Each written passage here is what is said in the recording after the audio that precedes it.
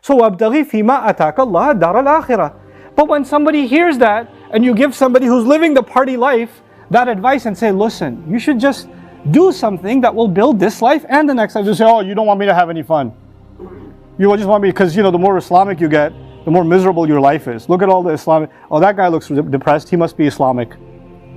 Oh, these people look so sad, that must mean they're religious. Because the closer you get to religion, the sadder and sadder your life is. I just want to live, I just want to breathe, I just want to enjoy my life, I just want to have some fun. There's no harm in me having some fun. And you know what Allah's response to that is? وَلَا تَنْسَ نَصِيبَكَ مِنَ الدُّنْيَا. Don't forget your portion in this life. Meaning, Allah is saying, yes, stay within the halal. Sure, stay within the halal. But that doesn't mean you're going to have a bad life. That doesn't mean you're going to miss out on anything.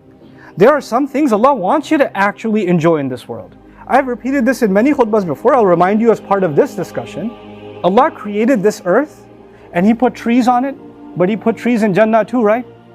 He put rivers here, He put rivers in Jannah too. He put fruits here, He put fruits in Jannah too. He put spouses here, He put spouses in Jannah too. He put meat of birds here, He put meat of birds in Jannah too. He put drinks here, He put drinks there too. He put mansions here, He put mansions there too. Everything He describes in Jannah, that's so beautiful. Palm trees, rivers, gardens, lakes, beautiful companies, servants. All that stuff is here, isn't it? And when you think of it, you're like, well, you realize Allah made this world a preview of heaven. It's not even close to what heaven's going to look like, but at least it gives you some idea. At least it gives you some idea. Because if we never knew what a river is, or what a tree is, and what drinks are, and Allah said, I'll give you drinks in heaven, we'd be like, well, what's that? Why should I be interested? What are palm trees and waterfalls? Why should I even be interested in something like that? And today what happens? When there's a waterfall somewhere, a beautiful waterfall, and anybody's building a house or a mansion on top of a hill that overlooks the waterfall, that's some of the most expensive real estate in the world. Why? Because what Allah put in Jannah, people see that as Jannah here too. Man, I wish I had a house like that. You see? So Allah made this world to actually give you a preview of heaven. So what He made halal on this earth, وَالَّذِي خَلَقَ لَكُمْ مَا فِي الْأَرْضِ جَمِيعًا. He put it for you to enjoy. And He says, قَلِيلًا مَا تَشْكُرُونَ in Surah Al-A'raf. He says, how little you're grateful. But what we do, what the devil comes and tells us is, well, if you stay within the halal, you're going to miss out. There's some stuff you deserve. You want to be happy? Here's some things that are going to make you happy outside of that. Outside of that. And that's what He wants. And Allah wants us to stay within that and find our happiness, because Allah is never going to make us miss out on what He wants us to be created for. How can we be grateful if we're miserable? You're grateful when you enjoy a blessing.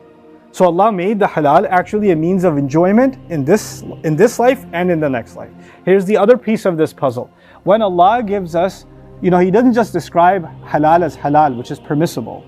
He describes it as tayyib, كُلُوا مِمَّا فِي الْأَرْضِ حَلَالًا طَيِّبًا وَلَا تَتَّبِعُوا خُطُوَاتِ الشَّيْطَانِ. Halal is described as good and pure also. Good and pure means it's good for you and it keeps you away from becoming impure. What does that mean? That everything that isn't halal brings some kind of corruption, is bad for you, and it brings some kind of disease into your life, problems into your life. It doesn't solve my problems, it makes them worse. Shaitan wants to manipulate my emotions and make the haram look good. But when I fall for that trap and I go after the haram, I will only get misery.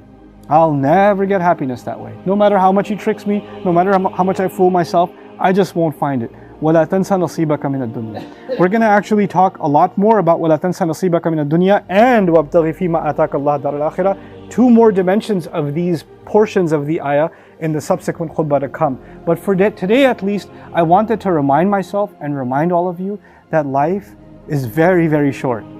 It's very, very short. And you and I have something to show before Allah. We were created for a much, much higher purpose. We did not come on this earth to just find ways to escape our problems. We didn't come for that purpose. We came on this earth for a much higher purpose of doing good. Allah has given us the ability to do a lot of good.